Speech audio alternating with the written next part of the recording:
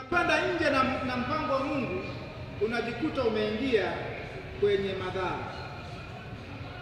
Njia nyingine tuliyoiangalia ni wazazi kuchagua wake au waume wa watoto wao. Nishaeleza nikatoa na mifano. Mtindo huu ulitumika sana Mashariki ya Kati kule Israeli, yaani Asia yote, bara la Asia lote mpaka Urusi kule, kuanzia pale Israeli, Uarabuni unakwenda mpaka wapi kule, mpaka Urusi. Wanatumia hii njia pamoja na Afrika.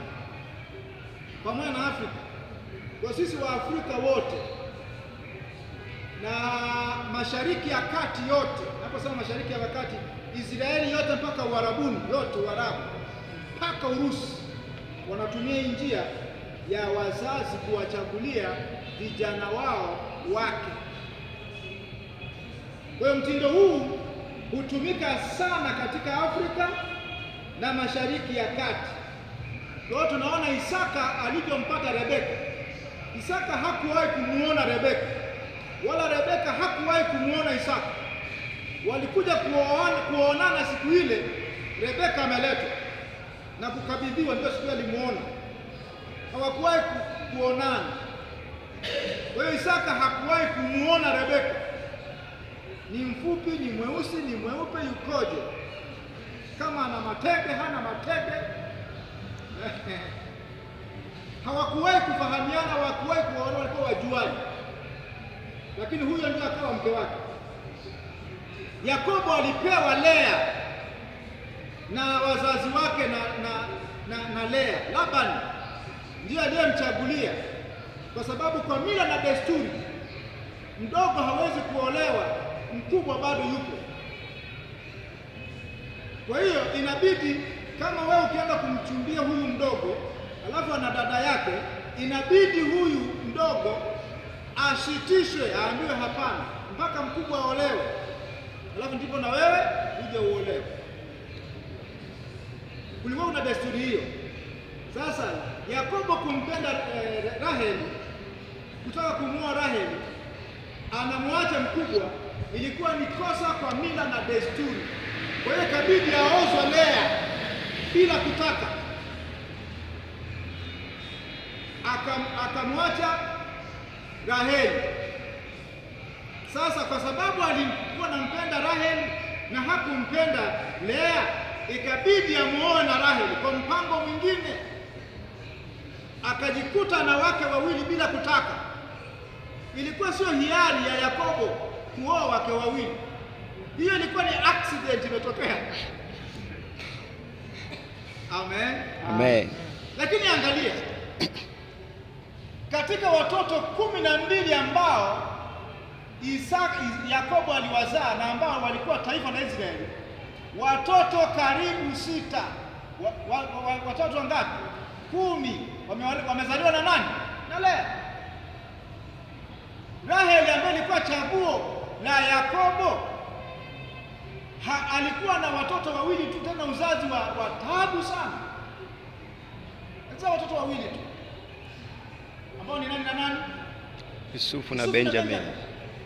Kwa hiyo kwa Raheli, Yakobo alipata watoto wawili tu, lakini Yakobo na watoto 12.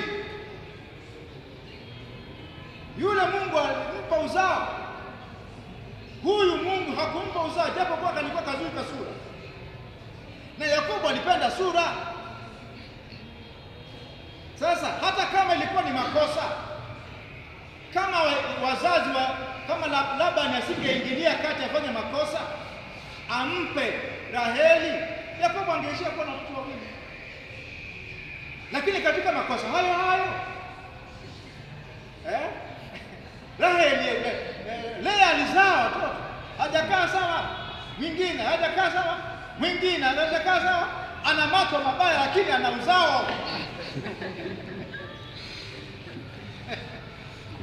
Amen. Kwa hii njia inatumika Mashariki ya Kati kama nilivyosema, na huko Afrika. Uzuri wa njia hii, wazee wanazingatia sifa na tabia za kimaadili. Wazee wanaangalia sifa na tabia ya kimaadili, hawaangalii sura na rangi na umbile. Watu wa sayansi, wale waliopitia sayansi, umbile wanaita morphology, sura wanaita feature, Kiingereza feature. Feature maana yake sura, alafu morphology umbile. Kwa vijana wanaangalia feature, sura, kama Yakobo alivyoangalia sura, akaangalia na morphology. Lakini wazee hawaangalii sura wala hawaangalii morphology, yani umbile, ni mfupi, yukoje, nini, ni mrefu, ni wao wanaangalia sifa za kimaadili, ambazo sifa za kimaadili ndizo zinazofanya ndoa ijengeke. Amen. Ukiona ndoa imevunjika, sio kwa sababu sura imeharibika. Ni nini hapo jamani? Ni maadili ambayo vijana wao hawaangalii hayo. Hawaangalii maadili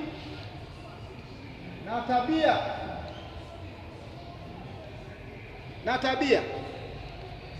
Sasa atakapokuwa ameoa au ameolewa na huyo mtu ameangalia feature, ameangalia morphology, ni mrefu, hana matege, sijui na nini, kama nilivyosimulia story siku ile, wakiingia hapa swala la urefu, la ufupi, matege hayahusiki. Sasa inaingia hapa, ndio amevurugu. Unaona?